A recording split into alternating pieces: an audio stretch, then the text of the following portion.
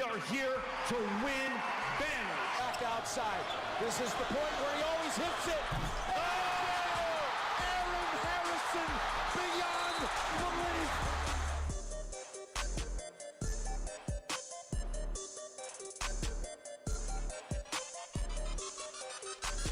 Hello, everybody. Happy Tuesday to you, February 24th, 2026. You're listening to Kentucky Roll Call on Big X Sports Radio, 96.1 FM, 1450 AM. TJ Walker, Stephen Peak, producer Matt Childress here on your Tuesday.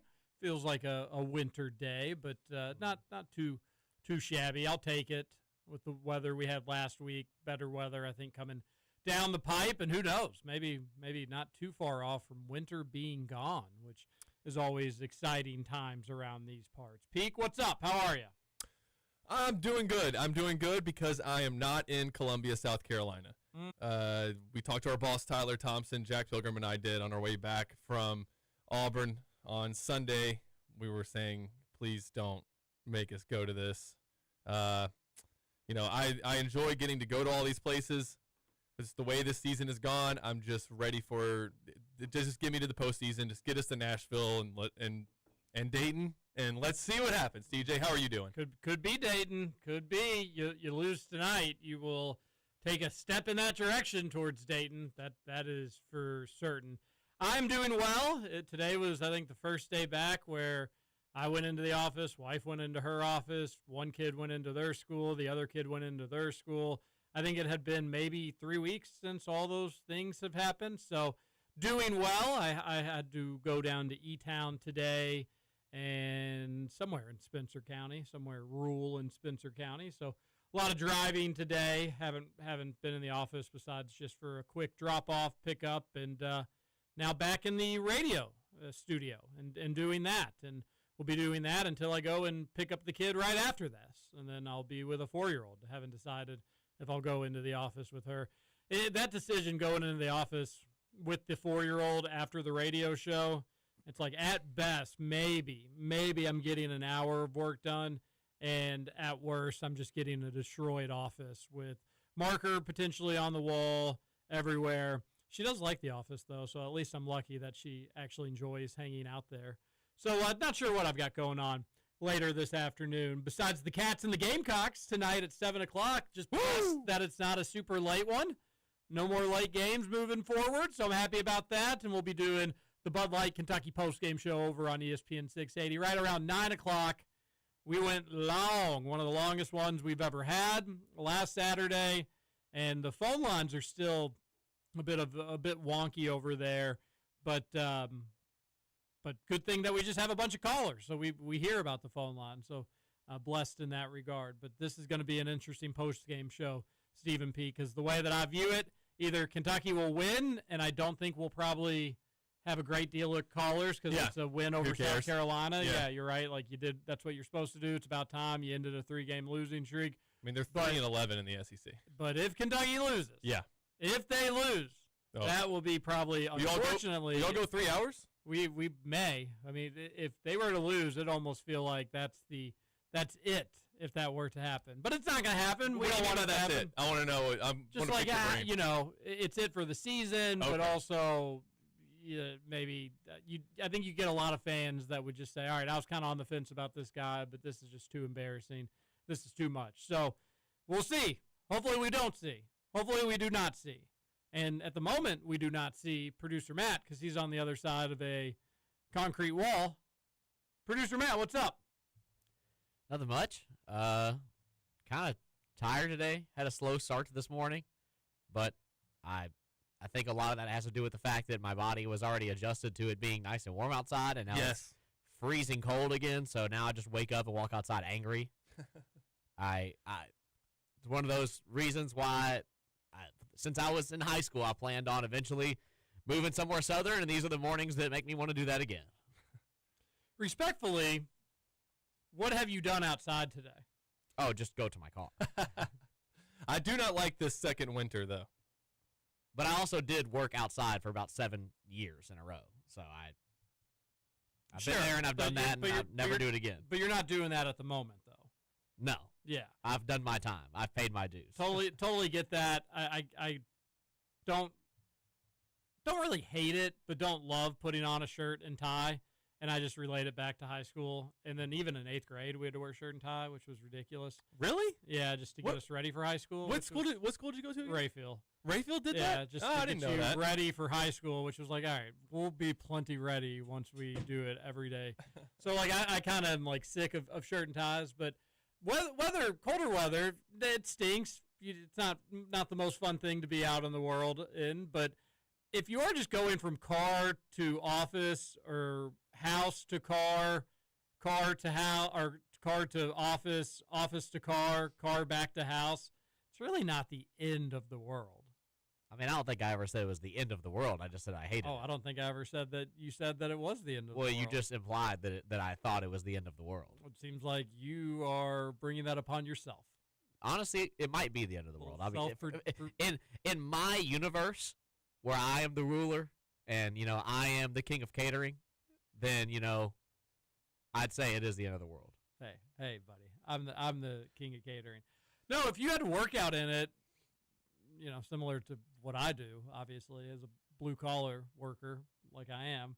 No, grease monkey. I had to, yeah, I do. It does stink. Like, sometimes I do have to be out in the cold. It's never very long, so I'm just being facetious when I complain about it. But if you're somebody that actually had to work out in the cold all day and you didn't really get a break or get to go inside, or if you did, it was just for a second or two, similar to kind of what you're describing, what you used to have to do, that would stink. That would be horrible. Yeah, I would see why people would not want to be a part of that. But if you're just going outside for like 20 seconds, it's really not too shabby. Not saying that you're saying that, producer Matt. All right, relax. It's okay. Like I said, I just don't like it. Did I see that it's your significant other's birthday today? It is. Woohoo! Paulina's birthday. Happy birthday! Woo! Happy birthday, Paulina. All right. What do you have planned for the big birthday celebrations? Did you celebrate last night? Celebrating tonight? This weekend? Tonight, her and her family are going out to dinner, and I'm going with them. Oh, Casanova. Okay. Where do you want to somewhere fancy? Somewhere just casual, fun? She, back? like, honestly, still I don't think has decided where she wants to go. But yesterday she told me that she wanted. Is it called the Alchemy? Or the Alchemy? Is that what it's That called? like one of the fancy places in like Crescent Hill neighborhood. There's one in Norton Commons. I know that. I don't know if it's. I know it's something Alchemy. I don't know if it's the Alchemy or what. But that's where she wants to go. It's like some Venezuelan place or something like that. That sounds cool. Well, that'll be really cool. Yeah, I was thinking of a different place, but Have you tried Mish Mish? that You can sit at the bar. Yeah, true. I haven't tried. She usually doesn't plan her birthday about 8 months in advance. Yeah, that's the one thing. You got to know the birthday's coming up. That's a good point. That's a It good sneaks point. up on you every It year. does. I mean, I can't remember when mine is. So Yeah. Well, hopefully they'll have some Bad Bunny playing out at dinner out at dinner tonight, and you all will have a great little evening. they will. They probably will. And honestly, I'll be there to enjoy it. He'll love it. I think I'll be the one playing it. I'll just have my phone on, like the There you speaker go. on, turned on. Happiest of birthdays to Paulina. Exciting stuff. If you'd like to get in touch with the show, the Gameday Men's Health text line 502-414-1450. Text it in the air into the show, and we'll do our best to read it on air. Text it into the air, and it will land into our text machine. It's through magic. I have no idea how that works. Or send Raven. That works too. Yep. How do Pony Express? How do text messages work? Nobody really knows for sure. Magic. It's a big one today, Stephen Peak. It's Yeah. Kentucky, South Carolina tonight. Where's your excitement level? You're very happy to not go to the game. That's what makes me a little bit more excited, I guess. Missing out on Polly's front porch down in Columbia. Great place to get a burger. The drive to Columbia is so it'll tell you on the map that it's like 7.5 hours or whatever, but it always takes 9, at least 9.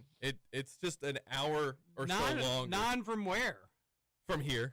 Okay. I was gonna say from Lexington. I swear I'd make that trip in 6, and it'd be Just something about pretty going all to right. the mountains, and it just slows. There's always something that. I mean, the last time we went, it was with I went for the football game, and we sat on the highway for I think a little over an hour. Like just sat there. That's not good. There was a crash that happened like 4 cars ahead of us, so we just had to sit and wait. And yeah, it wasn't a very enjoyable experience. And but as far as the game, I mean, you heard what I said yesterday, and you and I disagreed, and that's totally fine. No, it's not okay. We got to agree on everything. But I'm looking at the rest of the season, wondering, okay, there's a few things that you play for. You play for the historic significance of trying to go into another season. I would like to go into the 2026-27 season as the winningest program in college basketball history. Kansas has now cut it to 4 games. No heavens. By winning last night. That was surprising. No. So that's one thing. But I don't know that any of the players, I mean, do they care about that? I don't know. You're not going to win the SEC, and I guess right now you just would like to not play on Wednesday, but who cares? Like, you're not going to win 4 games in 4 days. So playing on Wednesday, Thursday, doesn't matter.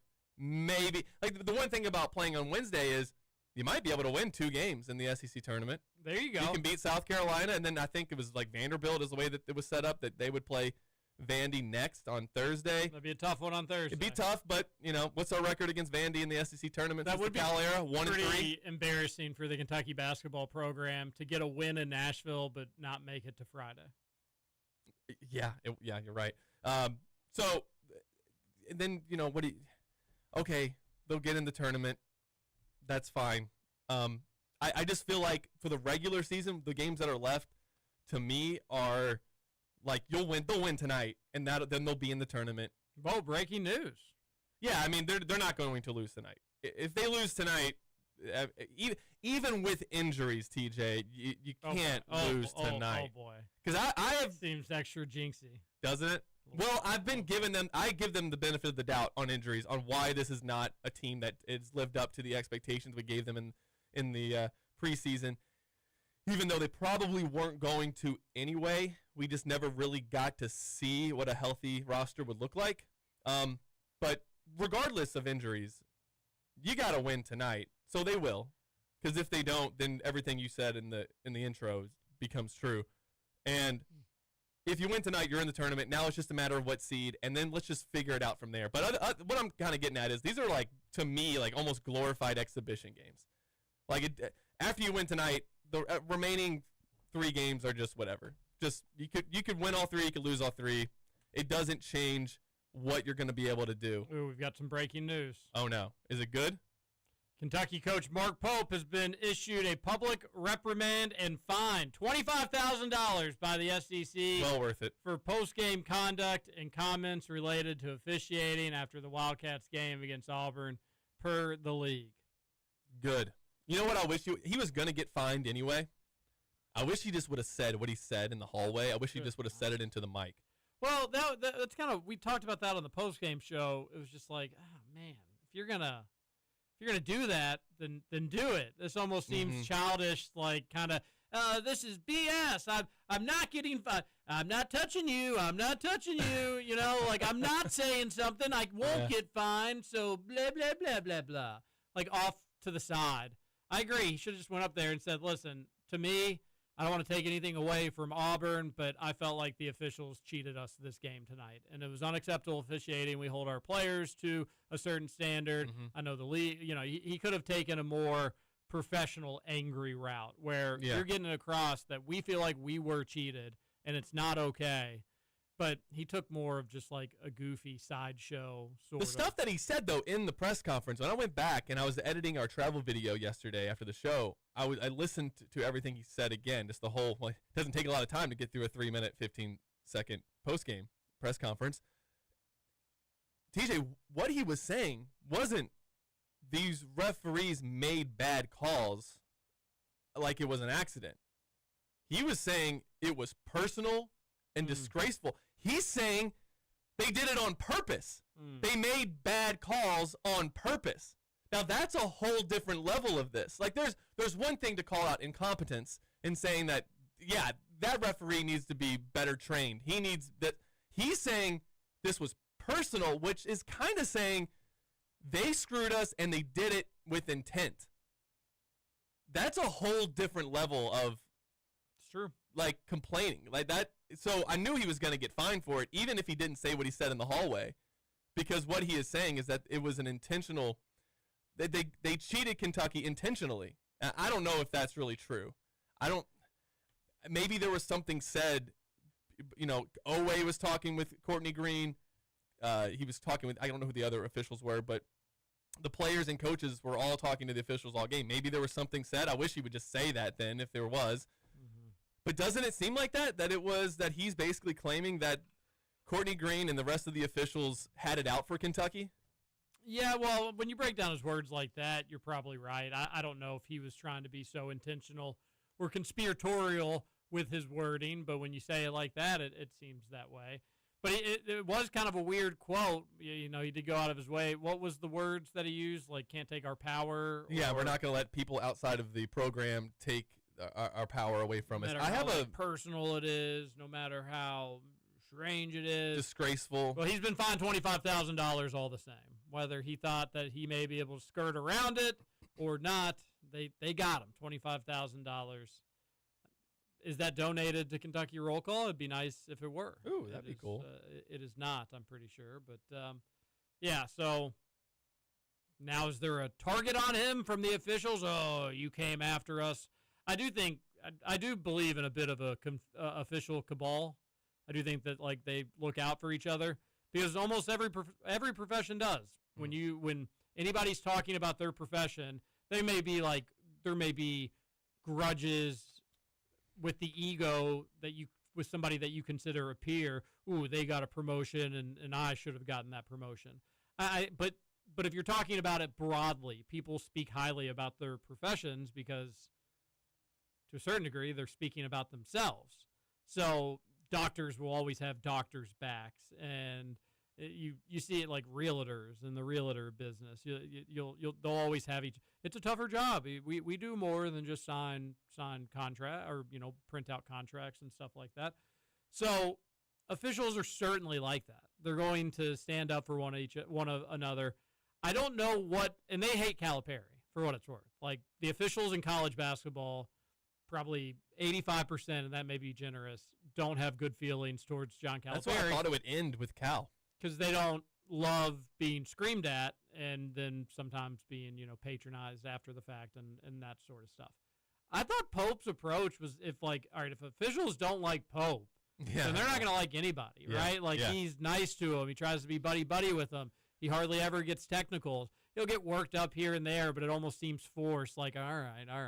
You're wound up, buddy. You'll calm down. Just here's a little pat on the head for you. There has been no added beneficial whistle in the Pope era. Not really. No. I wouldn't say it's worse, but it's not better either. No, I mean, do you think he got a technical at Arkansas, and what was the next away game after that? Florida. That was not a very good officiated game either. And then this one. So I think you're also seeing him. Okay, tell me. I'm just gonna free associate here. I'm just gonna tell you what I think might be going on, and you can tell me if I'm wrong. And I don't have any. Obviously, I haven't talked to Mark Pope about it.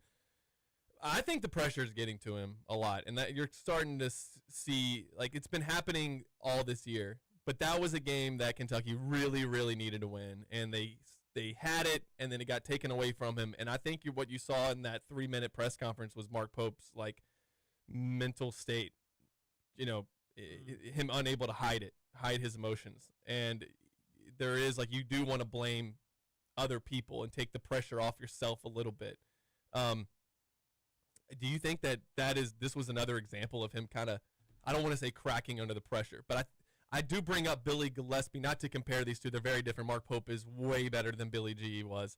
But Billy, I thought, cracked under the pressure, and you saw him do some really weird things with Josh Harrelson putting him in the stall and the Jody Meeks walking back and the Perry Stevenson Pop-Tarts and all the weird stuff that could happen when you're under a microscope like you are. I mean, we dissect the words of the Kentucky coaches in a way that other coaches really aren't. I mean, I listen to a lot of Louisville radio, and although they do break down Pat Kelsey quotes, it's not really at the same level. I mean, you look at Field of 68.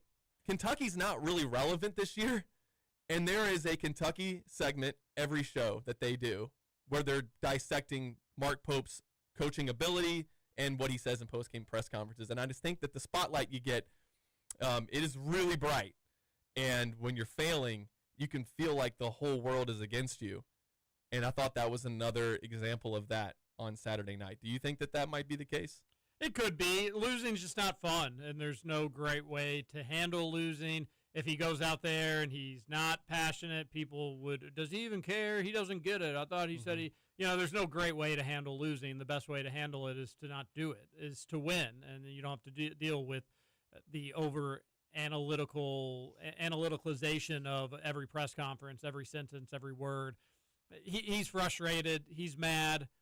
That was terrible officiating throughout that entire game. That happens on the road in conference play. It doesn't seem like Kentucky gets this generous gift of a whistle at home.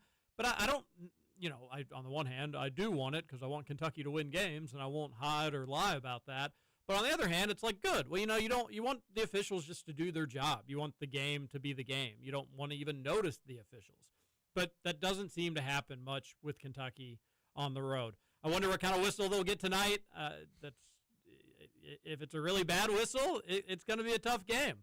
If it's friendly, we may say, aha, the SEC knew that they hosed over Kentucky, so they gave us a freebie against South Carolina. Or it'll have no impact whatsoever, and we're overanalyzing all these things. You did mention U of L radio. I did want to bring up last night in college basketball. We normally start the show with that. Producer Matt, that was a tough one. How you feeling? Cards go down to Chapel Hill. No Caleb Wilson. Tar Heels still edge out a 3-point win, I think, was the final. 77-74. My initial thoughts from the end of this game was this was the exact same thing that happened against Tennessee. This is the same thing that happened against Duke twice. This is the same thing that happened against Virginia. Except the one piece that doesn't account for those other games, you have Michael Brown. So you have a lead in that game, not in Virginia or Tennessee, but in Duke you had a lead. You had a pretty sizable one. Let it go away. Fought back hard at the end of the first half. Made it close, made it respectable. It was a 1-point deficit, which I was fine with. Second half, you start and go 10 minutes without scoring a basket. Pretty tough. Kentucky and Louisville both do that in the second half versus Carolina. That is kind of weird, Matt. Pretty tough to dig yourself out of that hole. Yep. 17-2 run, 26-point swing. Like I said, the only thing different about that game from the other ones is that you have Michael Brown, who almost single-handedly brought you back into that game and made it competitive, even though he had a pretty rough second half. That last 5 minutes was pretty great from him. I appreciate that.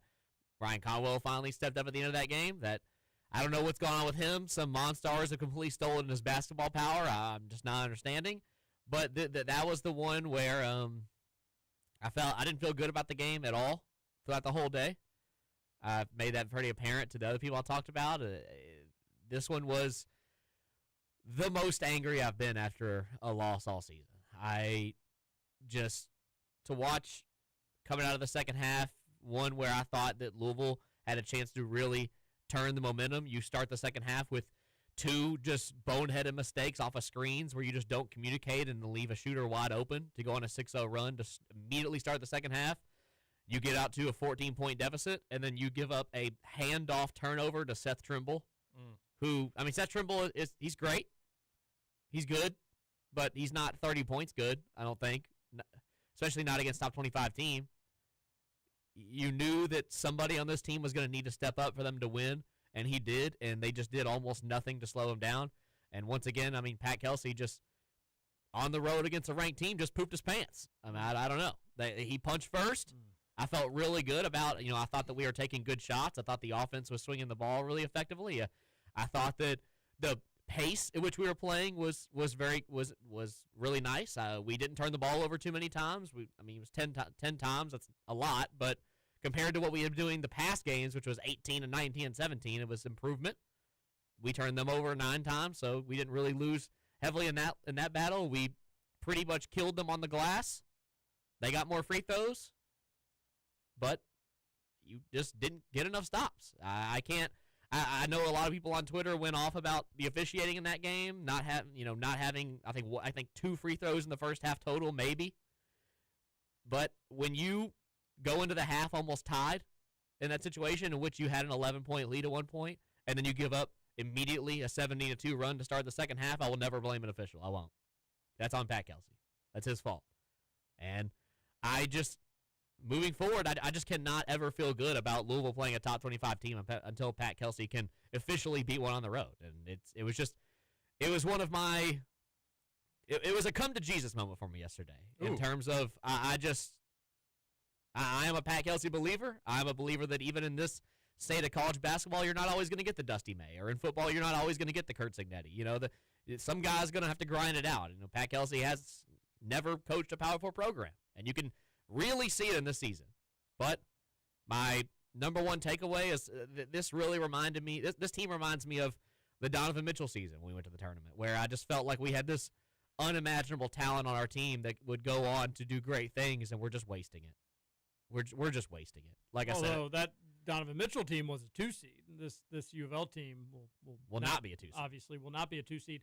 The parallels between UK and U of L are incredibly interesting to me. Obviously, both replacing Hall of Fame tenures. U of L had a couple guys in there in between, obviously. Kentucky did not, but just on the horizon of Hall of Fame eras at your programs. And feeling good, feeling optimistic about where things were. Programs are spending money. Money really isn't an issue at either place. You're able to get what you perceived or what you would think is good enough talent into the program. And I'll say, and it's year 2, and neither program is where the fan bases want them to be. I think Louisville fans maybe were going to be a bit more patient or tolerant with like, all right, yeah, just get us to the second weekend. That'd be cool. Where Kentucky fans are more, hey, we got to get to a Final Four. Second weekend's fine, but we're dreaming a little bit bigger than that. But here we are nearing tournament time in year 2, and neither fan base is over the moon happy. Overall, just frustrated. Mark Pope at least does have the big picture excuse of, well, this is 2 straight years where injuries have just totally wrecked me. And Pat Kelsey doesn't necessarily have that, but he also can say, listen, I'm going to get the best talent in this year, or really good talent in. This year, just the front court, it didn't work out. James Scott leaving was a bit of a surprise late in the game. As long as I can keep getting good pieces similar to a Mikal Brown, more times than not, this is going to hit. I have my U of L friends, they're kind of saying, all right, well, if he's not able to do Jack Diddley with Mikal Brown this year, why would I think in the future he's going to be able to get better? And I agree with you, producer Matt. Like he similar to Mark Pope, is learning as he goes. He is learning what it's like to be a head coach at a major program with major expectations and a lot of pressure if things don't go the way that you want. Similar to Mark Pope at UK. He's also learning as he goes. Now, Pope does have the injury excuse, but there's really no excuse for what he is or isn't doing on the recruiting trail. Pat Kelsey doesn't have the same injury excuse, although they've had their fair share of injuries just throughout his time as the head coach at U of L. But He's right had now, some pretty big injuries. Yeah, but you're fine right now. You're healthy right now, and UNC is not healthy. And you were favored going into that game, and you had every reason to win it. And if you can't win it this year with a lottery pick in Mikal Brown, why are you going to be able to do it next year? Why do we think you're going to be able to do it down the road? And it's a fair question, and it's a fair question with Mark Pope as well. Both programs are in interesting spots in year 2 heading to postseason play. And I think Kentucky's year has been a little bit more roller coaster, rocky. The fans have been more verbal. Obviously, you've heard boo birds at Rupp Arena and neutral site games. But the U of L fans are starting to boil. It's been a little bit more of a quiet simmer, but you're starting to see it boil a little bit. And producer Matt, you can correct me if I'm wrong, but I don't think that I am. If PK flames out this tournament season, let's say he has a bad ACC tournament showing, and then let's say it's more of the same in March Madness for him. He's never won a tournament game before. U of L fans will not be quiet if that happens. It seems like it's about ready to bubble over here. I won't be quiet. I won't. I mean, this is a team who I understand that playing this season, the big issue is their defensive ability. We just don't have anybody that can guard anybody of real talent. It has to be a real team defense basis like situation, and I understand that. Pat Kelsey's thought process was, I'm going to bring in all these crazy high-scoring guys. We're going to outscore these teams. It's going to be extremely fast-paced. Well, that hasn't worked. So you come down to the point where this team has enough talent should have enough talent to easily make a second weekend. And if he did that, then you know what? Bygones be bygones. You wanted the Final Four. That's what you wanted. But, that's unrealistic belief after your second season or whatever. If you made a second weekend, I feel like everything kind of calms down. You get another reset year. You get first year was injuries. This year was rough, but you figured it out at tournament time. I'm at the point now, Pat Kelsey, you have to win a tournament game. You have to. I don't care who you're seeded against. I don't care if you're 8-9 again. I don't care if we flop out in the ACC tournament and we get underseeded or whatever I do not care what happens. I don't care if it's YMCA School of the swimming team of the blind. You have to find a way to win that game. I don't care if it's an 8-9 game against Kentucky. You have to find a way to win that game because if you burn out again in the SEC, not the SEC, the ACC tournament or in the NCAA tournament and you don't find a way to at least win one game, I mean, it's unacceptable. Yeah, I agree with you. It would be unacceptable. And interesting times, both at Kentucky and Louisville. We'll talk more about it. We want to hear from you on the Gameday Men's Health text line, 502-414-1450. Mark Pope, after the game on Saturday, says, these MFers can't find me. Well, he's fined $25,000. They certainly can and did find him. Mitch, if those MFers try to find me, they can't. I didn't say a word about how they cheated us. Actions and words speak louder than just words, apparently. Mark Pope fined $25,000. We'll talk more Cats versus Gamecocks tonight down in Columbia. This is Kentucky Roll Call. Such a long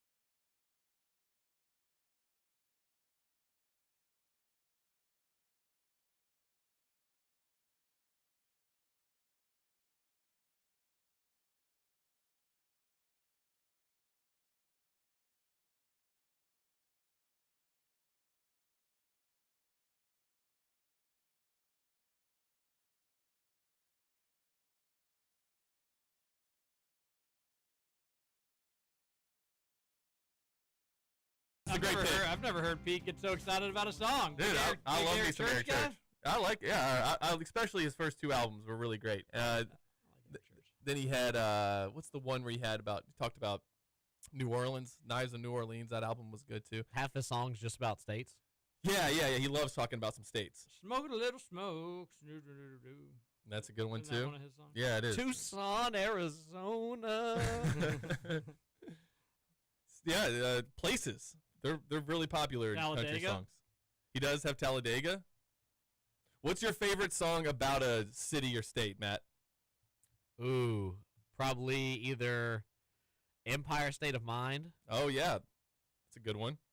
or God, what's the one by Nas? New York. So They're both- you just a big fan of New York City? I just like those 2 songs. Oh, okay, yeah. Probably Empire State of Mind. A lot of songs about cities and towns. Carolina, I think he's actually talking about North Carolina, but that actually works because that's what we were just talking about. So it's a double. It works both ways. Yeah, I tried to go through the lyrics and like really because I didn't like do deep in the research of it. I just looked up songs about South Carolina and that came up. And I went through the lyrics to try and find anything that really pinpoints to it, and it's very broad. He was definitely trying to reach both states at the same time. Yeah, he was. Can we just? Why do we need 2 Carolinas? Do we need 2 Dakotas? Dakotas. We definitely do not need 2 Dakotas. But hey, they each get 2 senators. Do we need separate Virginias? No, you don't. No, we can definitely get rid of West Virginia. Or can we? Maybe we need one more Virginia. We have a Virginia and a West Virginia. We need like a North Virginia. We are technically West Virginia. Yeah. What are the Kentucky was part of Virginia. right? 15th Another Commonwealth. state. What are the Commonwealths again? Pennsylvania, Virginia, Kentucky, Massachusetts. Massachusetts. Yeah. Okay. All right. No more Commonwealths? They stopped doing that? I think that's it. I could All be right. wrong. There could be maybe one more. I don't think there's many more. My favorite song about a place would probably be Vienna by Billy Joel. Ooh, nice. I don't really know too many other ones. Nebraska by Bruce Springsteen. There's a whole album about Nebraska. I don't know if the state of My Nebraska Old Kentucky deserves- Home by That's- John Prine. Yeah, any of those. My Old Kentucky Home by Nappy Roots. Anything really with John Prine's pretty good. That's true. Can't go wrong with John Prine.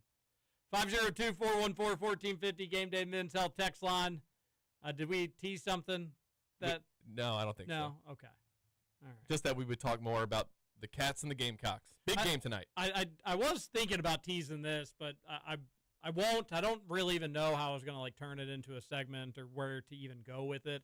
But I will bring it up, and maybe it'll lead into conversation, and we can see where it goes, and maybe it goes nowhere, and it was just a waste of time here on this Tuesday on Big X Sports Radio, Kentucky Roll Call, 96.1, 1450. We're streaming on the YouTube. Say hello to us there. Give us a like. Give us a comment. No Stephen Peak camera, unfortunately. On the YouTube stream, you can see where producer Matt parked yesterday in relation to the building. I thought it was a wild move, but I'm really not understanding the issue. do you see where all the other cars are parked? Yes, And do you see where you're parked? I was leaving ample space for someone to park next to me if they wanted to. Yeah, but there needs to be a little cut through That is the cut through. in between you and the other car. Yeah, why not? Again, you're just a bad boy. I mean, you do what you want. Think about it this way: You do what you want. I'm protecting the people in the building because what if some crazy driver on his phone were trying to go through the cut through and then just didn't? Like, now they're gonna hit my car instead of the building. You're welcome. That's the kind of delusional rationale that I have missed since I got to work with Scoots. So I love it. That's great. You're protecting the studio. You're doing us a favor, if anything. Now we need one over maybe by our studio window, one by your studio window. We can just strategically place the cars just in case anybody's on their phone in the parking lot. I agree. There's kids out there. We gotta protect them. Meredith Palmer was hit in the parking lot. I mean, accidents can definitely happen in the parking lot. That's true. So, a lot going on That over saved on the. her, though. It did save her because she had rabies. Yeah, she didn't know. Yeah, and Yeah. otherwise, how would they ever have found out that she Right. had rabies?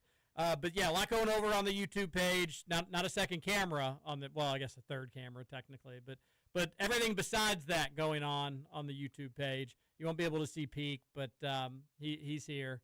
And next time I'm sick, we could get another microphone right here, like we did at the remote. I like we that. Could just kind of team I up. could sit right next to one here, another. sit right next to you, and swing this microphone That would around. be fun. That way, everybody gets to see you. You can be on the camera as well. We get your text in. We'll do our best to read it. But one take that I had, and I don't know where to go with this, obviously, as I'm stammering here telling you about YouTube for 2 minutes. I think I'm at the point of the season, and you lose tonight. I reserve the right to change this opinion based on tonight. But I think I'm just going to do my absolute best. I've gotten to this point with other underwhelming Kentucky basketball seasons. I think you probably know where I'm going with it. I'm just going to try to have fun. I'm just going to try to have fun with the rest of this season. Assuming they win tonight, and I've gone back and forth on this game a couple times. I usually do. But the overwhelming feeling has been positive. I think they're going to win. I think they're going to be all right. And maybe, famous last words, and maybe all the reason you need to go bet South Carolina, maybe they win comfortably, Stephen Peak. Like maybe it's just from start to finish, Kentucky's not in cruise control because I don't think that gear exists for these Wildcats, but the next thing to it, where they're able to kind of get in and out of cruise control. And I think that is very much on the table for this team. Now, would it shock me if it's the other way around and South Carolina is just like up by 8 throughout the entire game and it's an ugly, miserable experience and Kentucky can never fully get over the hump, but they're not totally blown out? I could see that too. Because have you watched Kentucky basketball? They can go a little bit lower. When you think that they may be at rock bottom, they can bring out a shovel. So nothing really would surprise me, but I'm anticipating a win. That's what I would think. And if they are able to win tonight, I agree with you. That definitively punched their ticket into the NCAA tournament. That would put them at 18-10 on the season, which is nothing great. It put them at 9-6 in the SEC. No, nothing great. But you'd only have 3 games remaining, so at worst, it'd lock in 18-13 and 9-9 in SEC play. Mm-hmm. That's getting in the NCAA tournament. I think I said that almost like day one of SEC play. Yeah. 9 wins will get you in. You want to feel good about the tournament? 9 wins. Mm-hmm. You can get 9 wins tonight. You could have gotten 9 wins on Saturday. You could have gotten 9 wins a week ago against Georgia. You were 8-3. I don't know how we've gotten to this point now being 8-6, but that being said, you win tonight, you're in the NCAA tournament. Assuming they do that, Peak, with Vandy coming to town on Saturday, which will be winnable, and maybe even Kentucky could be favored in that game. The next 3 games are all winnable. At A&M, also winnable, and then Florida coming back. I don't think they'll go 3-0 in those games. I also don't think that they'll go 0-3, and it's kind of hard to predict which one. I'd say that they'll get Vandy and then lose to A&M and probably lose to Florida if I were to guess here today, coming into a 3-game losing streak going on to take on South Carolina. So I'd have them finishing 2-2. Winning South Carolina and Vandy and then losing A&M and Florida. But this season's ending. At some point, I know that this has been a brutal season, but we'll miss college basketball. It'll be April or it'll be May or it'll be June, and we'll say like, I can't wait till Kentucky plays basketball again. We're in it right now, and it hasn't been all that fun. I don't envision snapping our fingers and it automatically being drastically better. It is what it's going to be this season, maybe once you get to the tournament. And that's another thing, too, and that's another take that I had, is in Kentucky, you're judged basically for 2 things, how'd the regular season go and how'd the tournament go. And one can ruin the other, or one can beautifully fix the other. You can have a mediocre regular season, but then you win a few games that you weren't expecting in the tournament. All right, we'll view the entire year differently just because of what you did over the course of maybe a couple weeks in March. All right, you had an amazing regular season. Well, we've unfortunately seen more of this as of late. An amazing regular season. All right, it's March time. Dud. Well, that doesn't get it done. That makes us angrier than if it would have just been ho-hum throughout the entirety of it. Yeah, but you were happy in December and January and February. We don't care. It was a miserable March. You didn't win a game. So it's basically a 2-parter. Part 1 for Pope and this team has not been great. And finish strong to make sure that you can get to part 2. Right. But who knows? Maybe there's some prizes left in store for us. What if this team ends up making a Final Four? Don't think it's going to happen. But what if we look back and it's like, remember that conversation we were having in February and in December and January? And who would have thought that team played in the Elite 8 for a chance to raise a banner at Rupp Arena? You never know. That's why they call it March Madness. Crazy things can happen. So I'm going to do my best to try to enjoy the regular season. Kentucky basketball is the greatest thing on earth, even when it's not the greatest thing on earth. And we don't have too much left of it. Only 2 full weeks. We get to do this whole rigmarole 2 more times, Peak. Yep. Tuesday and Saturday, and then we get to do it again next week. And then that's it. Then it's conference championship weeks, the best weeks of the year in sports. We're going to have basketball on our TVs a ton. And even though we aren't as optimistic about this being a deep run for Kentucky and Kentucky go into the final weekend of the season, it's still the best time of the year is rapidly approaching. And we'll miss it when it's gone. And you never say never in the sports world. I already miss, like, not being I already miss we're going into the tournament thinking, can they pull off an upset over a 1 seed in the round of 32? So I'm already feel like the best part about March was even last season, and especially the year before, going in as a 3 seed that you felt like maybe the team in 23-24 with Reed and robbing them, that they kind of underachieved in the regular season, that a long tournament run was more than possible, that they could absolutely have gotten to a Final Four. And especially when the bracket came out and you're like, all right, this team could actually, these are all winnable games. And I'm just going into this tournament, and it's just, yes, they could go on a run. But they'd have to be perfect, play perfect basketball for 3 games to make the Elite Eight. Maybe 4 games, TJ, if they have to play in Dayton. So, yeah, I'm going to try to enjoy this and just hope that Kentucky can maybe, I don't know, go 2-2 to close out the season, get a win in Nashville, play on Friday, and then, see what happens. Try to avoid another 29-point loss. Just I'm getting really, like, it's been like too long since Kentucky was one of the favorites to go to a Final Four. And I know a lot of people picked Kentucky in 2022 to make it, and that's the thing. I just feel like since COVID, yeah, they were trying to pick in 24, and even some people last year, although you shouldn't have with the injuries. Yeah, and that's the thing with going into last season. Even last year, you just knew that the ceiling was lower because you didn't have Jackson, you didn't have a backup point guard, and Lamont was playing with half his shoulder missing. So there's just, it feels like since the whole thing shut down, because that 2020 team, yeah, they were probably not going to get they weren't getting a 1 seed. They probably weren't getting a 2 seed either because of that Evansville loss. So they were probably going to be a 3. But you felt pretty good about how that team was playing. Mm-hmm. And you felt like they were probably going to go win the SEC tournament. So at least you were going to get the confetti and the championship trophy presentation with Kentucky on the big stage. Since it all shut down, we just haven't had that. It just feels like we've been absent of all the fun that's supposed to happen in March. So it's been too long. And while I'm going to try to I'm listening to you when you say, like, I'm going to try to enjoy this. And I'm like, it's good. I should try to take that advice. Try to enjoy, because you're right. We're going to miss it when it's gone. But there's still this part of me that's just like, just get me to the off season so I can see what next year's team's going to look like, so I can see if it's worth being excited about. And I'm just more anxious to see what this is all going to look like 12 months from today. Are we talking about the end of the Mark Pope era? We can't run this back, because we're absolutely doing it again next year. For one, because I do think Mark Pope is a great coach.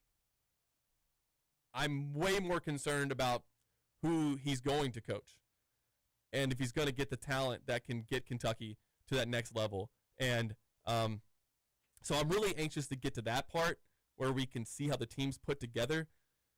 And I like it. Then I'm like, I'm just going to try to enjoy what's left of Kentucky basketball for this year. And Peak's like, 12 months from now, where are we at? I just want to get to 12 months from now. Yeah, maybe 10 months. I want to see. I want to see. I'm anxious to know if Mark Pope is the guy, I guess. Because after last year, I was like, he's going to do it. He is going to get Kentucky to a Final Four. Whether he wins a title or not, I don't know. I mean, 5 coaches at Kentucky have done it. It's more than any other program, but they're so hard to win. Getting to the Final Four is very doable, especially if you have the kind of money Kentucky has to spend on their roster. Like you'll get to a Final Four if you're good at this at all. And that's where last year I thought, all right, he's good enough. He can do this. Give him a healthy roster. He can do it. Now this year, I'm like, all right, yeah, the roster was not healthy, but even when it was this ever going to be the team that we thought it was going to be? So I'm just really, I don't want to wish days away. I never want to do that, but I do find myself just being like, all right, I want to know. I want to know if this is going to work, and next year is going to be the one that tells us whether we need to go in a different direction or if he's going to be the guy. And I know that it almost feels premature, TJ, to be talking like that. It's well premature to be talking about next year. But I just mean in terms of, is Mark Pope the guy? But that's mostly what we end up seeing on our message boards and on Twitter after these games is he the guy? And so I'm just anxious we'll get that answer. The results will tell us that answer. And I think for me, I'm just anxious to get to that, to where it's definitive. Is he going to be able to do this or not? And we learn that at the end of year 3, because I just think even if another year of injuries happens, we just go, okay, well, then what the hell's going on? We can't do this again. So, I don't know. 4 games. Let's see what happens. Well, you're not wrong about all that. We will have a better idea about the Mark Pope era after his 3rd year, but this year's going to end. I'm weirdly like, I feel like I think they're going to do something that will surprise us. I don't think it's going to be anything grand, but beat Florida at home. I know. I'm just like leaning more towards like I think somehow this team is going to be like a Sweet 16 team. Okay. I don't know how. I just have this like instinctual. They're going to do something semi surprising, and maybe it is just beat Florida. Maybe that's what it is. But I feel like it's a little bit more than that. And we'll see. And I what you're saying's right, but I'm just gonna tell you like how the setup of that's going to be. The season's gonna end. It's not gonna be with the Final Four. We're going to not be overall happy with the season, even if they were to go to a Sweet 16 and be like, all right, well that was nice, but overall, this 3rd year needs to be better, has to be better, and they'll go and they'll land a couple like big fish. I'm using air quotes for the stream. They'll go and land a couple big fish in the transfer portal. And we'll ultimately like the roster. We'll look at it on paper and say, like, all right, this looks decent. We'll be more skeptical than we have at any other point in the Pope era. And we'll be critical. If shooting deserves to be criticized, we'll criticize that. If it's rebounding, like we'll poke holes where we think the roster deserves to have some holes poked into it. Is it already the end of the first hour? It's all just going to matter what they do when the season starts. Yeah. And that's kind of what you're getting at. You're saying like 12 months from now we'll have a better idea, but it'll just it's going to be kind of toxic where people are going to say, all right, I like the roster. Well, I don't like the roster. Well, let's see it once it's on paper. Once they forget about paper, once you put it on the court. If they win, all right, people will fall in line. If they lose though, it'll be very, very ugly. That's a no Doy comment. All right, hour number 2, Kentucky roll call coming up next. Big X, TJ Walker, Stephen Peak, producer Matt Childers.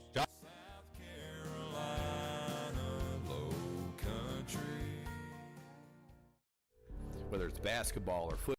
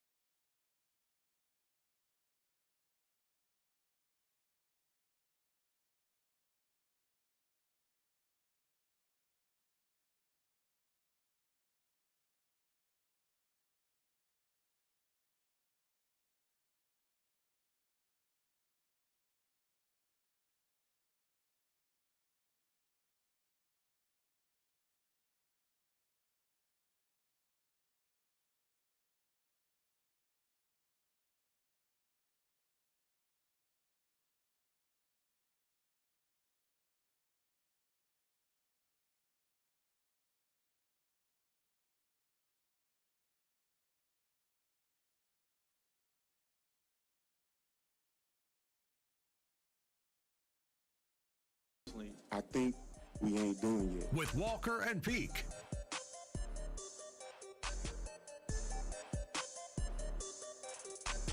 Welcome back. Hour number 2, Kentucky Roll Call on Big X Sports Radio. TJ Walker, Stephen Peak, producer Matt Childers. Get your text into the Gameday Men's Health text line, 502-414-1450. Gameday Men's Health, redefining men's wellness. No shortcuts, just results. Testosterone, peptides, weight loss, sexual performance therapy. Visit GameDayMen'sHealth.com, defining a new era in men's health. A fun first hour there. It's Peak is right. It went by entirely too quickly. And this hour will be more of the same, I would imagine. We're going to read your text into the Gameday Men's Health text line. We'll do that right now. It's going to be a big night of college basketball. In the SEC, Kentucky travels to South Carolina. Tennessee travels to Missouri. That Tennessee-Missouri game will be a good one. And then Auburn to Oklahoma in a risky one for Auburn. They can't afford that loss to Oklahoma after coming off the win to Kentucky. So we'll see how all that shakes down. What do you think is the most expensive ticket in the SEC tonight, Stephen Peak? The most expensive ticket. South Carolina hosting the Cats. I think Missouri I saw that hosting Tennessee, and Oklahoma hosting Auburn. I think I saw already where the tickets for the Kentucky game were going as low as like $4. Okay, well, if that's true, there's a little bit of a price point for you. Yeah. I guess the most expensive would have to be the Missouri game. That is correct. How much? $6. Oh, so pretty close. Yes. Wow, the get-in price is $6. That's Auburn, Oklahoma, crazy. $5, and then Kentucky, South Carolina, $4. Wow. That's where the Kentucky brand has fallen. How much do you think it costs to get into the Miami, Ohio, Eastern Michigan game tonight? Eastern Michigan's hosting. They're 4-11 in the MAC. How much is it to get in that one? Yeah, I got it pulled up here. I have the $7? $21. Oh, wow. Yeah. Isn't that crazy? That is crazy. That's like almost, 7 times? No, not quite 7 times. What Kentucky's is. Math is a little off. That's okay. We'll say 6. Not even. Wow. 5. 5 times 4 is 20. For 21. Kentucky fans, you need Kentucky to win. You don't really totally care what happens in Tennessee, Missouri. Either way, if Tennessee wins, they stay 2 games ahead of you, and that may make them unobtainable. If Missouri wins, they have the tiebreaker over you, but you almost want Tennessee to end up tied with you because that's 2 wins into your pocket in any sort of tiebreaker scenario. So you do want Tennessee to drop back to you if you can help it, if that is a possibility.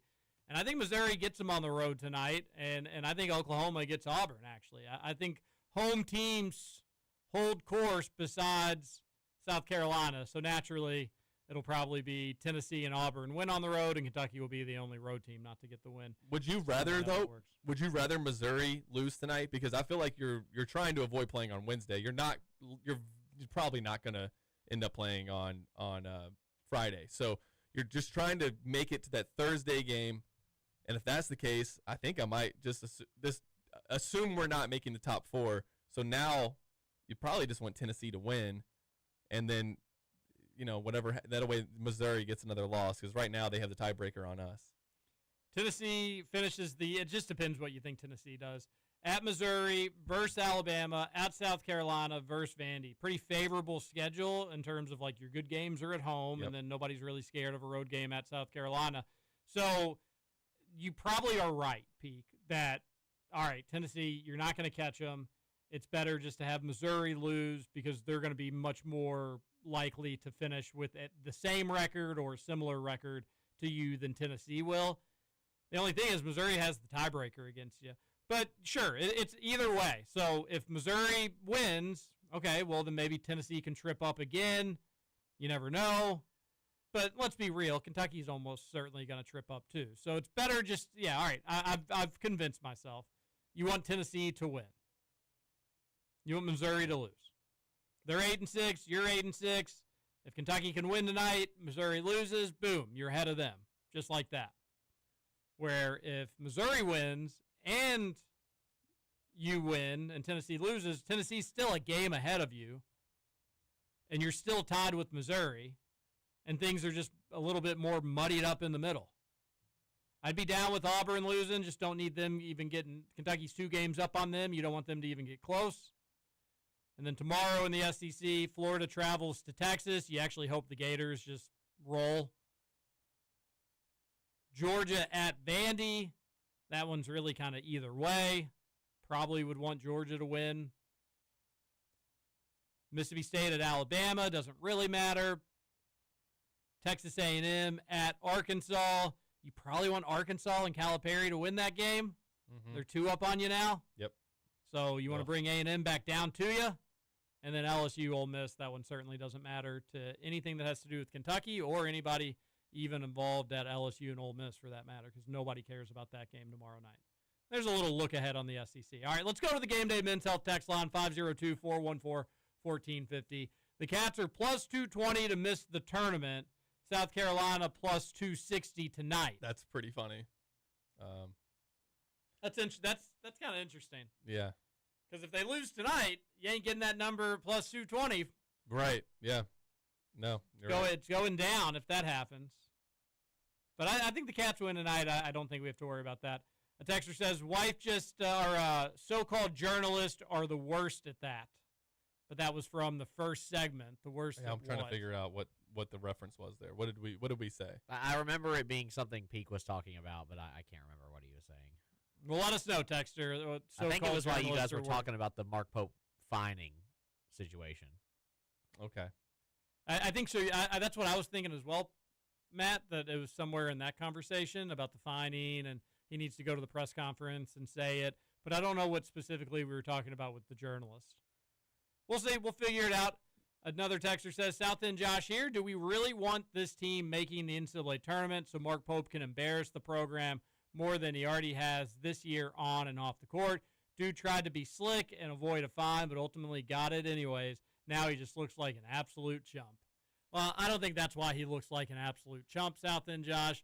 I don't care what coaches say at press conferences or don't say. I don't care if they get fined or don't get fined. I just want them to win. Yeah. I just want 100%. them to win. I don't, sometimes in the press conferences, they look how much they care. Oh, look how little they care. Oh, he's so angry. It matters so much to him. Oh, my goodness. Did you hear him? He's clearly in over his head. It's all too gray area for me, where black and white is winning and losing. Did you win? Great. You're fine by me. Did you lose? Okay, well, that's not acceptable. You can't keep doing that. I am frustrated with Mark Pope because he's not winning. Not because of what he's saying or not saying in press conferences, not because he's kind of talking out the side of his mouth to try to avoid fines but ends up getting fines anyways, not because he sounds like a whiny little baby to media or he's talking about curling up in bed and not reading a good book, unfortunately. I don't care about that stuff. That stuff is just fodder. And when you do radio, you got to talk about it. So here we are talking about it. But we just want him to win. So when he gets fined, South End Josh, that's not embarrassing to me. And secondly, talking about embarrassment, if UK doesn't make the NCAA tournament, he's still coming back. Yeah. He's still back, South End Josh. So you can root for Kentucky as a Kentucky fan to not make the tournament, but it's not changing anything.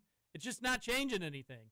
And I hate saying it, Peak. I'm a broken record on this.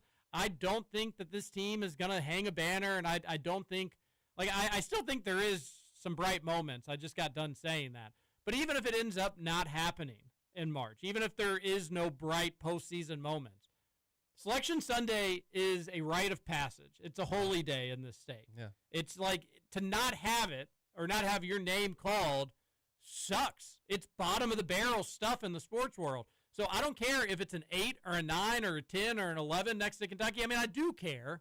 Obviously, I do care. But that's better than the alternative. And you can at least dream a little bit, even if it's a silly fantasy dream that's not going to come true. You can at least dream a little bit. So, no, South End Josh. Disagree with you wholeheartedly with your text messages. Yeah, and it's like in 2014 when that bracket came out, and I was like, oh, I mean, I've watched a little bit of Wichita State. They're good, but, I mean, Kentucky's been playing pretty well. They can win that game. And then Louisville in the next, I mean, they already beat them this year. Why not? And so I was thinking, like, an Elite Eight is possible. we'll see how it plays out. But those 1 seeds, and especially with a lot of, like Bar Torvik, go ahead and cash in if you got another bet that we bring up Bar Torvik in the show. And Ken Palm, when they say Kentucky's around a 8 or 9 seed right now, I look at those ones and I don't see any Wichita States. These are all going to be really tough 1 seeds that you're going to have to bring down. And not that Wichita State wasn't good. That was one of the best mid-majors of all time. But that kind of set up, and it played to, I think that honestly, like, it was a good matchup for that Kentucky team, and they were hot at the right time. You get one of those, I think, like every 25, 30 years. I just don't see where Kentucky can ever do it again. It would be really weird that Kentucky as an 8 seed made a Final Four twice. That would just, this doesn't seem like it would happen. It was kind of like how I felt, TJ. Bring it on. When there was 1.2 seconds left and Kentucky had to go the full length of the court, and I was like, this time just throw up a shot from half court, because there's no way that's going to work again. There's no way that Malachi's going to catch this pass and hit a shot at the buzzer again, right? That's a one-in-a-lifetime play. Not going to happen again. So that's kind of how I feel if Kentucky gets a high seed. And yes, the bright spot could be that win over Florida. Maybe they upset somebody at the SEC tournament and make it to Saturday. But, yeah, I don't know. I just there's a good text. Who whines more, Pope or North End Josh? Oh, calling him North End Josh. Wow, North End Josh. Oof. I don't know how he's going to handle that. Did you see what South End Josh did respond? Or, no, it wasn't him. It was a 270 number. My bad. They said that you said people defend their professions. That's what he was talking about when so-called journalists. Oh, yeah, journalists do it. Oh, absolutely. Yeah. They really hold themselves in high, I don't know. I'm not going to hate on it too, because I worked with a lot of journalists at WHAS, and they all try really, really hard, and they try to do good work. But there is a certain journalistic arrogance, and we see it all the time now, where people you say we when talking about Kentucky. Yeah, you can't do that. Those are against the journalistic rules. You're not telling any tales. They can get high on their own supply, no doubt about it. That North End Josh Texter says, right, TJ, I'm having a blast. I wish my team was better, but still looking forward to games. Played like that at Arkansas team, shocked the damn world. Yeah, you don't really get that mentality. You can't really have that on the table tonight taking on South Carolina. This is just, you need to take care of business and get off the schneid and find a way to win sort of deal. But that Vandy game on Saturday, that'll be fun if you win that one. And then any road win is a good time. So if you can win at A&M, that will be good. And then you win the Florida game, we're more goldfish than we are elephants in the sports world. You beat Florida going into the SEC tournament. Watch out. If you can do that, we can do anything. You're right. And I'll say this, in the SEC tournament, we're talking, if you start on Wednesday, you're just 5 in 5 days is pretty hard. You're not going to win the SEC tournament at that start, and you're probably not going to play for an SEC tournament. Most likely, at your ceiling then is going to be getting to Saturday. So don't start on Wednesday. But besides that, just if you avoid Florida, is anybody going to be overly scared or petrified of anybody? No. And having to beat Tennessee a third time would be difficult. Yes. Here we go again. That would be challenging. Yeah. If you have to play Arkansas and Arkansas is out for revenge, would that be a tough game? Yeah. But on the flip side, you beat Tennessee twice. Could you do it again? You could. Arkansas, could you beat them again? You could. And then everybody else in the SEC, you shouldn't be petrified or mortified in a neutral site where Kentucky may have the crowd advantage, is bring it on. You just have to start no later than Thursday. You cannot start on Wednesday. Here's what you want to avoid. Here's the worst case scenario, though. And with how things have gone for UK basketball, because you mentioned this earlier about the 1 seeds in the NCAA tournament. And I know we're jumping back and forth between SEC tournament and NCAA tournament and all the tournaments, and it all gets confusing. But here's worst case scenario, is Kentucky somehow ends up as a 9 seed in the SEC tournament. They have to start their journey on Wednesday, playing, I guess, what would be the last place team, which, what if it was LSU and you needed a last-second shot to beat LSU again? But, all right, you don't get anything from beating LSU or Ole Miss or South Carolina if it ends up being one of those teams. Let's say you win that game on Wednesday. Then you get to take on the 8 seed, who would be a tournament team. Make no mistake about that. And then if you win that, you get to take on Florida. Like that's just a brutal road. You're getting very little gain out of all that. It's really just kind of mostly things that can hurt you or at minimum not help you. And then what if you take that seed and because you didn't really do anything substantial in the SEC tournament, you don't improve your seed in the NCAA tournament, and then you just get a 9 seed in the NCAA tournament, where you're in that 8-9 seed game, and then if you win it, you get to take on a 1 seed. Yeah, either Duke or Michigan, Arizona, UConn. That is the worst, but very, very, very realistic scenario for UK basketball. A 9 seed in the SEC tournament and a 9 seed in the NCAA tournament. I'd rather be a 10 or an 11 in the NCAA tournament. And for that matter, I'd probably rather be a 10 or 11 in the SEC tournament. I want to avoid Florida because that's just on a neutral side. I just think they're better than you. And you did play them tight in Gainesville, and you did have some chances in that one. But I think there's a big drop-off. I think Arkansas is really good too. But I think between those two teams, there's a drop-off after that. And you did already beat Arkansas. But with the 1 seeds in the NCAA tournament, Peak's right. You just, you don't want to have to take on Duke in round number 2. You don't want to take on Arizona in round number 2. Gosh, it's crazy because you'd like to avoid those if you could. Watch them get Duke as their 1 seed, and it'd be the first time the two have played each other in the tournament since '98. Could very well be You've that. had all these moments where 2 good Duke and Kentucky teams could play, and they never did, and then you get this matchup. It would only be fitting. Gosh, and I'm looking at the bracketology here. Joe Lenardi's on ESPN, and I forgot first week of the season, Kentucky was projected as a 2 seed. And it's just, man, how far this has fallen. And he has the C projection history, and you just see it do this immediate dip into December, and then kind of go back up and level out and go back down. And it really does show the roller coaster of the season, and how this thing has gone. It's got to be better next year. And I just feel like I don't know. Apathy hasn't completely set in yet. Because I was upset about the game, but I just wasn't as upset as I should have been after a buzzer-beating loss in a game that you were up by 3 with 14 seconds to go. And I just want this whole thing to change. This whole idea, we were number 1 in KenPom first week of the season, and it's just so wild how this whole thing is played out. Let's just avoid the 8-9. Just avoid that. Yeah, avoid those 8-9. There are 2 seeds you could possibly beat. No good. Texter says, book club for both fan bases in the offseason. A Season on the Brink. One of the best books about sports I've ever read and relevant for us. John Feinstein. It's a good book.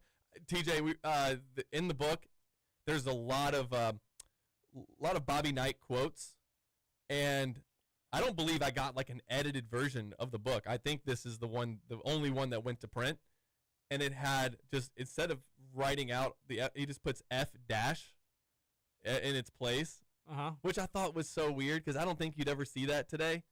You would just spell it out, right?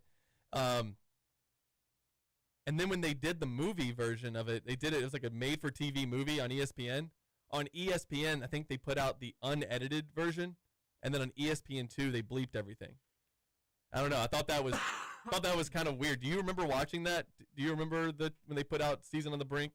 No, I don't. Okay, it was a while ago. It might have been early 2000s, but I have the book at home. I've read it, and there's no parental advisory stickers that they put on books. You don't need to be 18. Did some Calipari books, right? He may have. He's done a lot. He's done a few. I feel like I've read more than one John Feinstein book. But Season on the Brink, that's a good one. I've thought a Kentucky Roll Call book club would be kind of fun. Or maybe Feinstein had something with Calipari. I don't know. That name sounds familiar with John Calipari. Yeah, he's done. He's written several sports books. I was trying to think of some off the top of my head, but I can't. I don't know if maybe I haven't read any more John Feinstein books. But a book club would be kind of fun. That's like an off-season thing we could try. How many pages is Season on the Brink? I read it when I was in grade school, so it's been a while. But I still have it. I still have the copy at home. Tyler Thompson in 2017. Who belongs on the Mount Rushmore of John Calipari haters? The contenders. John Feinstein. Huh. That's funny. Feinstein doesn't just hate Cal, he hates Kentucky, Tyler said. The Duke graduate has criticized the Cats for years, going back to his days covering the 78 Duke team that lost to UK in the NCAA championship. He's called Adolph Rupp a racist, accused the program of cheating numerous times, and blasted UK fans for their reaction for when Rick Pitino took the job at U of L. When Calipari came to Kentucky, it was the perfect storm for Feinstein, who has seized every opportunity to criticize both ever since. She also put in the contenders Bobby Knight, Pat Forty, Dan Shaughnessy, Jeff Goodman, Rick Pitino, John Chaney, Dana O'Neill, Pete Thamel, Jim Calhoun. She says, who else have I missed here? You got to put Matt Jones on there, I think, of the Mount Rushmore of John Calipari haters, if you ask me. Those are some blasts from the past. Higgins not on there? Higgins would need to be on there, but that this was written in 2017. Yeah, the year that it happened. Oh, yeah. So that would have been just a few months ago. He should have definitely been on there. Season on the Brink is 311 pages. How long would it take you to read that? I don't know. Okay. I don't know. How long would it take you to read that? A day? No, not a day. No. I mean, I think like a week and a half would probably be considering, especially, well, in season. I don't know. I don't. Somehow, I always think I get to the end of the season and like, okay, now I can get the stuff done that I need to get done, and then somehow we end up being more busy during the off season because now it's like the content isn't there for us. We have to create it on our own, and so we end up. I feel like sometimes we end up working harder, but yeah, like a week and a half. Like maybe if you did like 2 weeks for a 300-page book, do you think we could do something like that? We could definitely get something going. I'd be all for it. Absolutely. I love that book, says one texter. Excellent writer, wrote a great book in the 90s about the PGA. He and Cal feuded for years, and he recently died. Oh. Got to put Matt on there. He despises Cal. South and Josh says, I should be on the Mount Rushmore of Cal haters, he says. So good. A lot of company there. We'd have to figure out who the four would be. Yeah, the Mount Rushmore is really growing. What is it, 4? 4 on Mount Rushmore? There's 4 faces Okay. on Mount Rushmore. I don't think it has grown for many, many years. When was the last time you all saw Kentucky play in the SEC tournament on Wednesday? It's never happened. Never, right? Never happened. I don't think that's ever happened.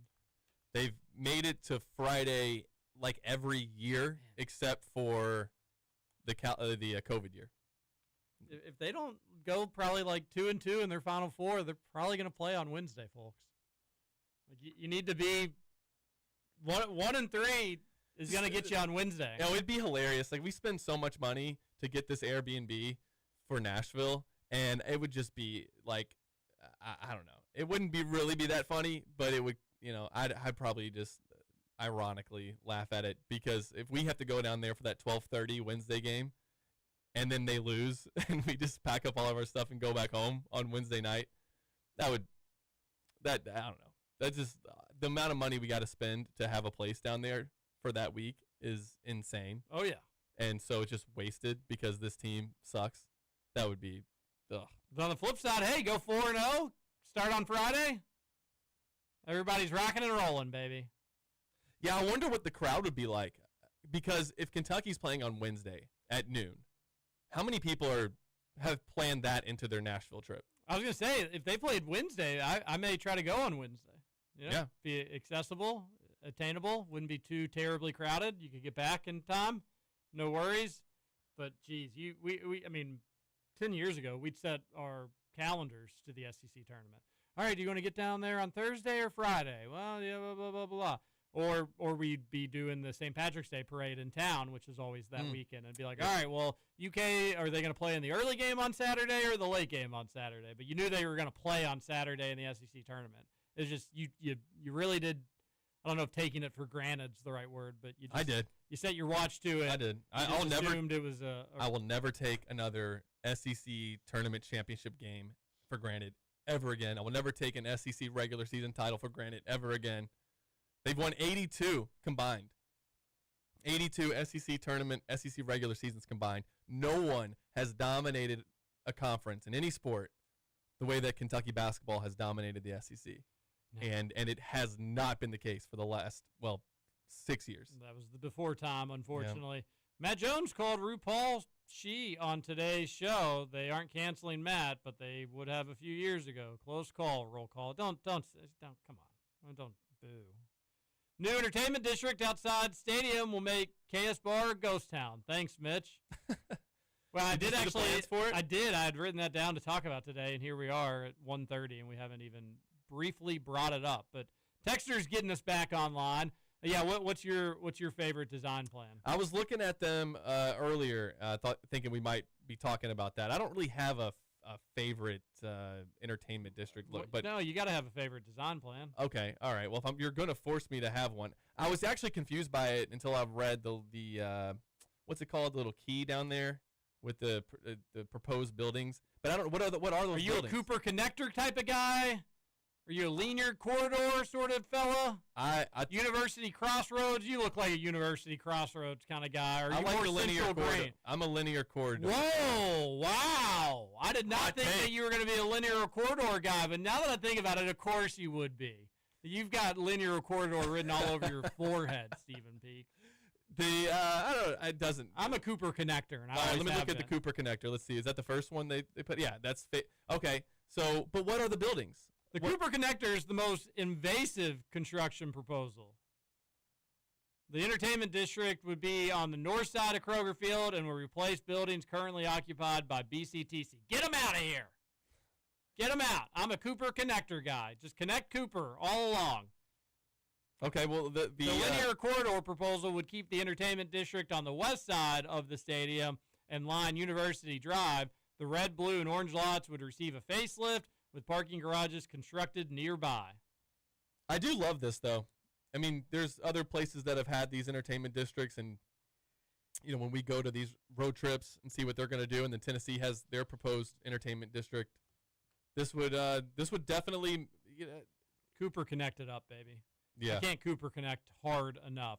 The University Crossroads proposal is one of the two proposals that would move the Hillary J. Boone Tennis Complex near Kentucky Proud Park. In this proposal, a new building will stand in place of the current UK intramural fields, which will fill the void left by the current tennis complex. It's a Roush article, so a couple typos there. Then we've got the final proposal is Central Green, which would create a large green space in the current red lot surrounded by buildings to house tenants in the entertainment district. There's no indication on who those tenants may be at this time. All right, so in all seriousness, I'm a Cooper Connector or Central Green kind of guy.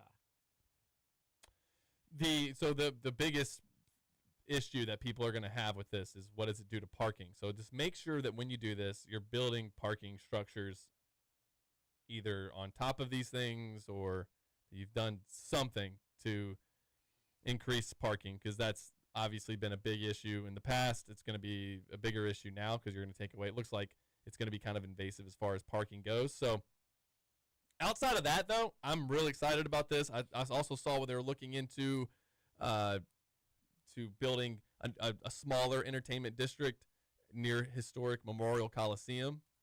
So that would be neat. It still doesn't, fix the Rupp Arena area. I mean, there's stuff over there, but I don't know. Yeah, Rupp Arena did that big the park thing behind. I loved it when I loved when Rupp had the mall in there and there was food courts and stuff. That was always cool. Yeah, well, I didn't get to go to very many games when it was like that. It's gone now. It is gone. It's gone. But the place behind is pretty cool. The nice green area, the park. That's pretty. Yeah, that's neat. Yeah, I like that. Just get some Chinese buffet in there, and then we're really rocking. Wildcat Liquor right across the street. There you go. You get that. We're talking Meechy Johnson. One final time when we return on Kentucky Roll Call. Meech Johnson.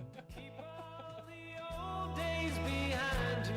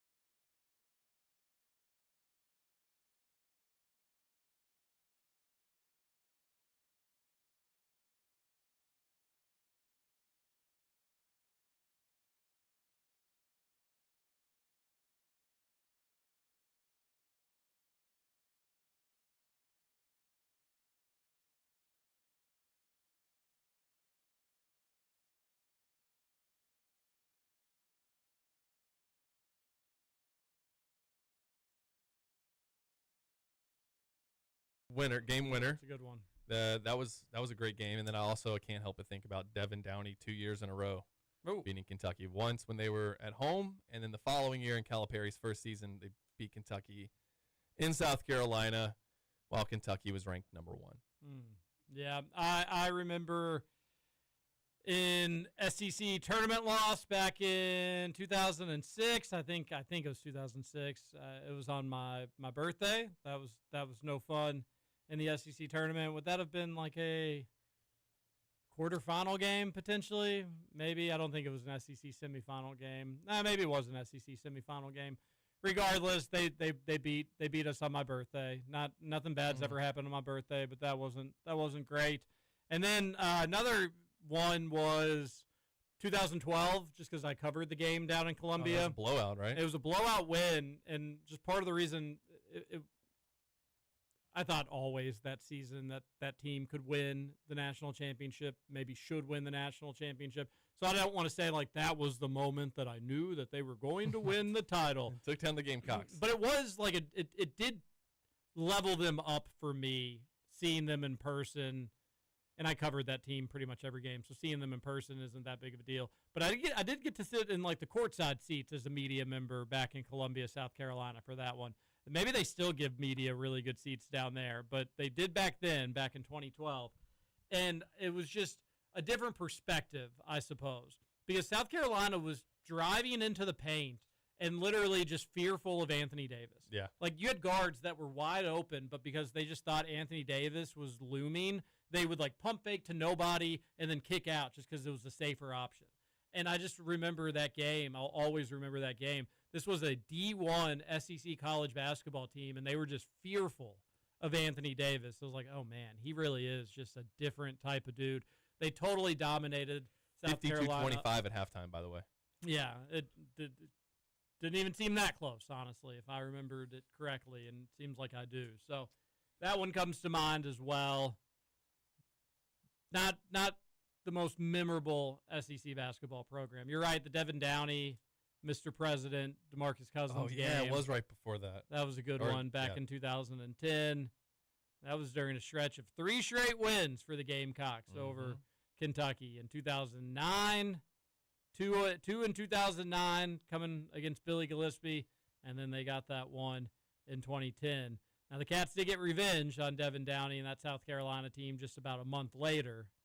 But it was a nice little stretch there for South Carolina. They had never won 3 in a row. That was the only time in program history. And since then, they have still never won 3 in a row. The Cats snapped that last year when they played in Lexington, 23-point win, but Gamecocks were going for 3 straight then.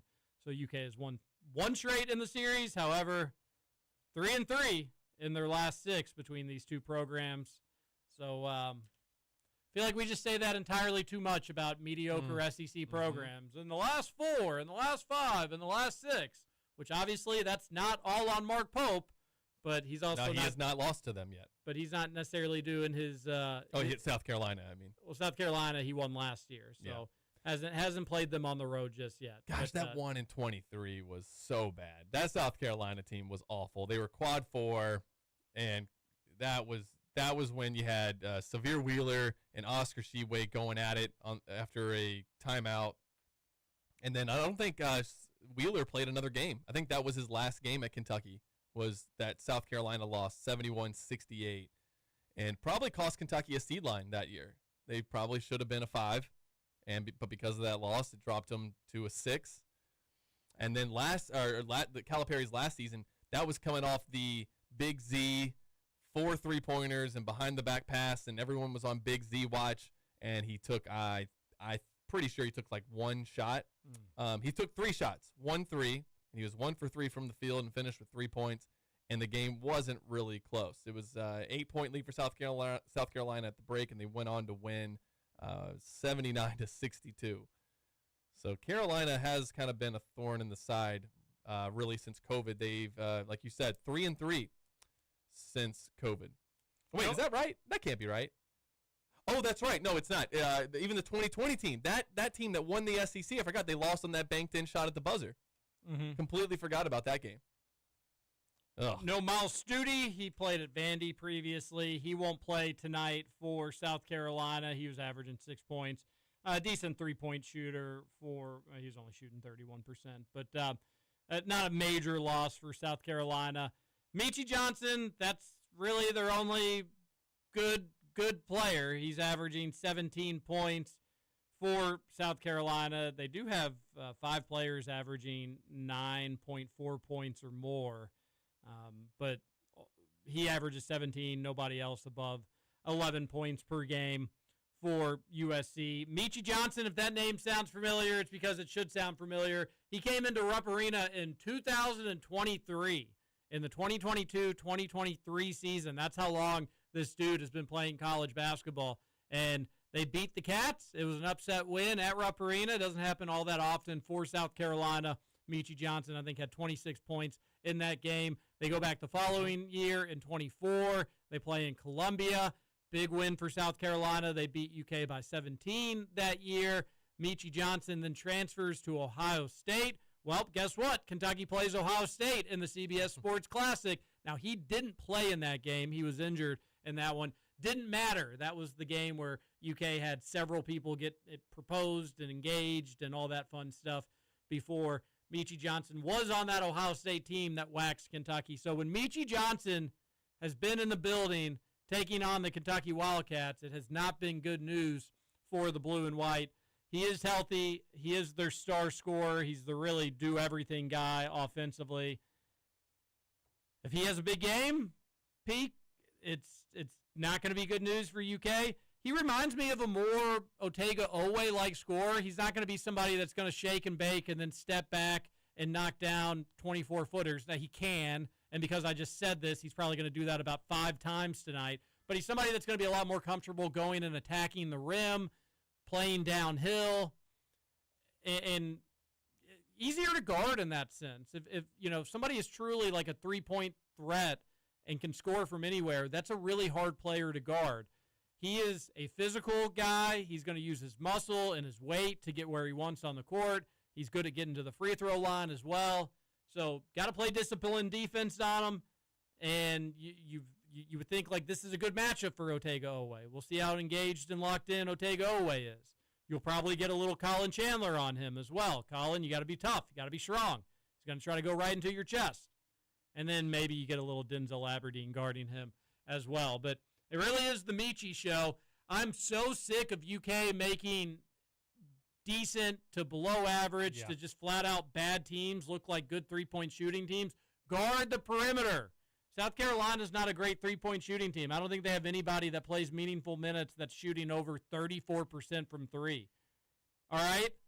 But if you leave them wide open, then it doesn't really, like the numbers don't really matter if they're just completely and totally wide open. So you got to play disciplined defense. I think the defensive effort as of late has been good enough for the most part for Kentucky.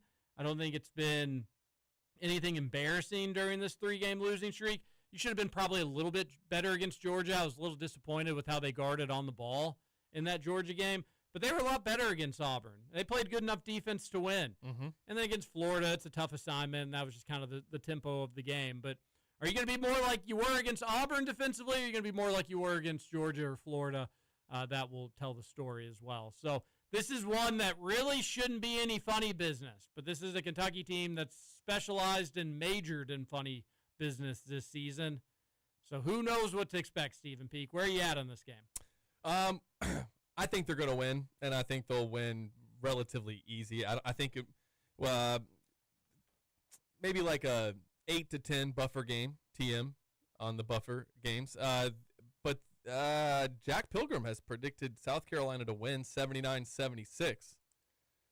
I'm going to talk to him about that after this and see why do you think that? And actually, everybody that I work with at KSR has picked this to be like a one-possession game, basically. So you can see where the confidence is right now with everyone else. But South Carolina's not good. I mean, take care of business. Just win this game. Yep. Win this game. I mean, like, if you lose this game, then the Mark Pope's seat does get pretty warm. And he's not getting he can lose out. What would that be, a 7-game losing streak to close out the season? He'd still be the coach next year. But I feel like I can't help myself from like the bigger future sort of takes. And if you do what I think's going to happen at the end of the season, you're going to win one of your last 7. Oh, that's what you're predicting. That's what's most likely to. I mean, like game by game, they might win 2. So 2 of the last 7 win a game in the SEC tournament, split the NCAA tournament 1-1, 1-1. So 3 of the last 9 that you win, or 4 of the last 10, whatever it is. That's not great. That's pretty bad, and it's going to make it to where you go into next season, and at the first sign of trouble, unless they start 10, 12-0, like if you lose the Champions Classic game again or the CBS Sports Classic game again, won't be good. It'll be like the seat's going to get really warm, and but they're going to win tonight.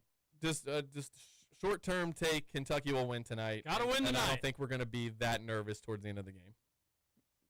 I hope you're right about that. This really should be a no-nonsense game. The atmosphere is not going to be good.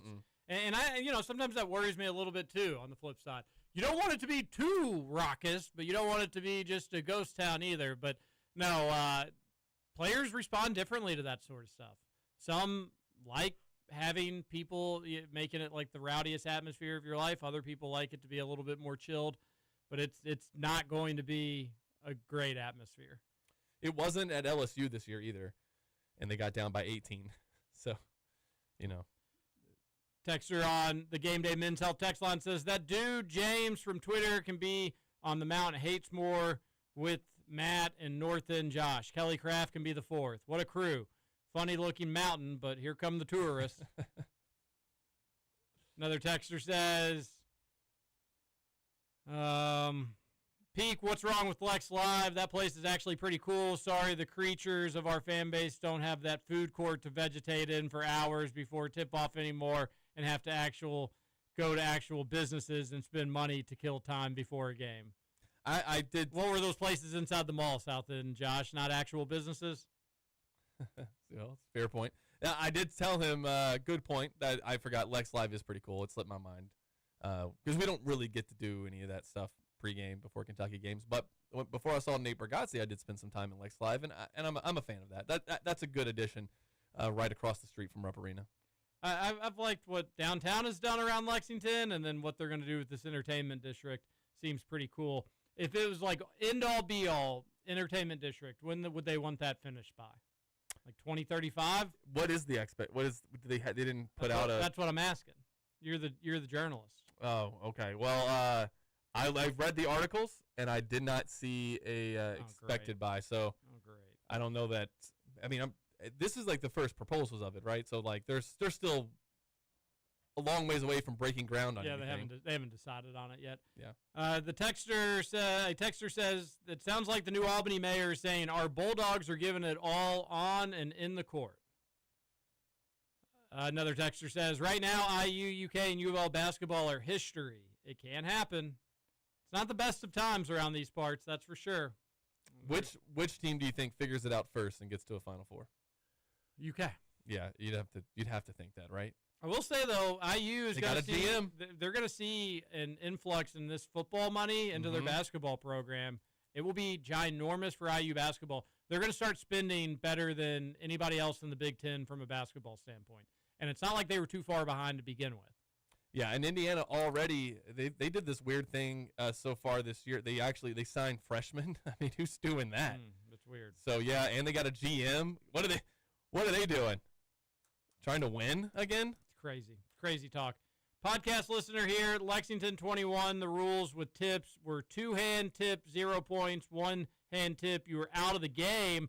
We'd only do out of the game if we had a ton of people. And it was like, all right, we got to rotate some folks. But then if you airball, does the guy get to come back? If somebody airballs a shot, they get to come back I in the remember game? people playing that way. That wasn't our regular, but I remember playing that way. I wonder, is there an official rules of 21? Did anyone ever, like... There's got to be somewhere.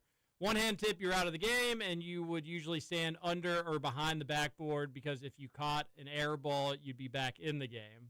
Oh, man, the good old games of 21. So he said if you got a one-handed dunk that you were out of the game. Who said that? That's how we used to play. One hand. So you'd be doing this on low goal? Oh, no. But just no one ever did it. Okay. But it was a rule. If you could do it. You all had a dunk rule for nobody that could dunk? Right, Okay. right. Just in case somebody showed up with some hops that day.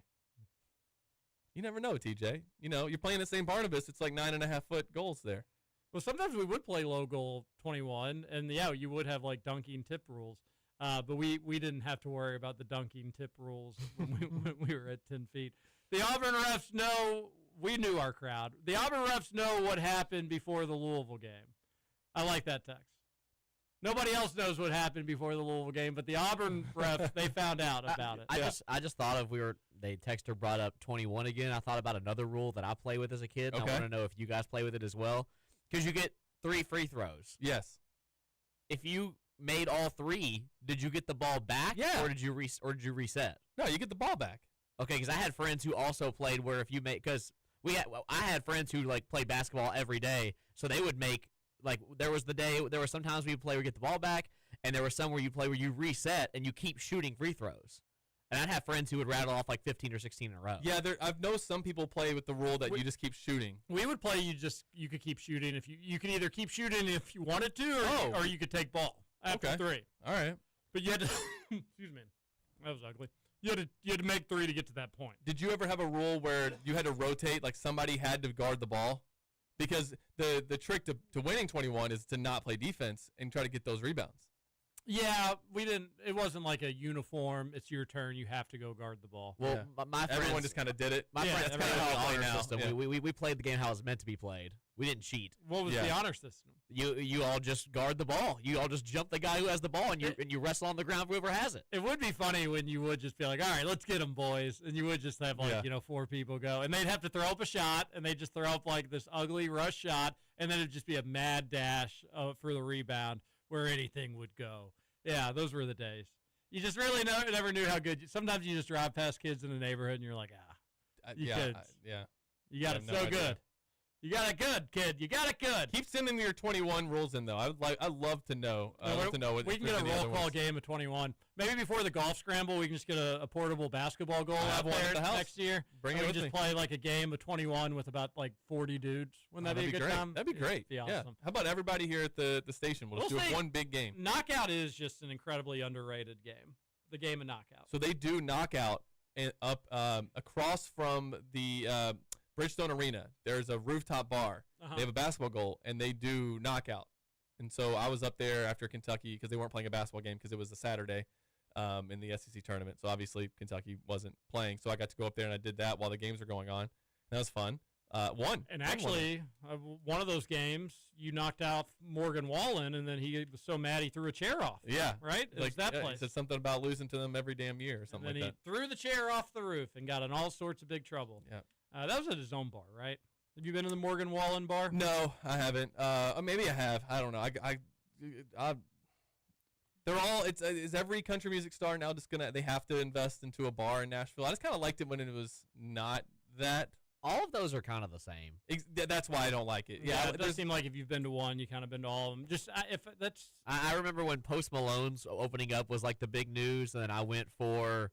I think it was mine and my friend's birthday this past year, and we went, and I was like, this looks like every other bar in Nashville. I'm not just going to be honest. I just feel like if my business model will be like, all right, we're going to have the cheapest beers. But I feel like they all probably say that, and then you get down there, and it's like, well, your rent is $1 million this month. So What's the recession special? Where's that at? Oh, it was always Paradise Park back in the day. Is that what it is? Yeah, Paradise Park. I don't even know if Paradise Park is still Robert's Western World. Okay. That's where it's at. Paradise Park always had like the $10 pitchers, which was great. The recession special is a fried bologna sandwich with a moon pie, a bag of chips, and a beer for $6. That's right. That's kind of crazy. Is that the place that's attached to Paradise Park, or am I just thinking of a whole different place? Maybe a whole different thing. But it's right next to Jack's. Texter says Kentucky needs to get their energy back from the Monstars too. Wiley E. Coyote needs to drop anvils on the Gamecocks with a non-Bugs Bunny-led team. Also, what Looney Tunes character would play which player for Kentucky? Patrick Murphy, we just certainly don't have the time for that, obviously. Alex from Colga says, afternoon, fellas. Alex from Colga, hilarious to me that Pope censored himself in the theatrical rant against the refs and still got fined. It's kind of funny to me, too, Alex from Colga. Like TJ said in the postgame show, he should have just said what he meant, ate the subsequent fine, and moved on. Instead, he still got fined and fed the growing soft, corny narrative. Not saying you have to curse to be tough, but what he did was just whiny and big Disney Channel movie energy. He might understand the assignment, but he's just not made for it.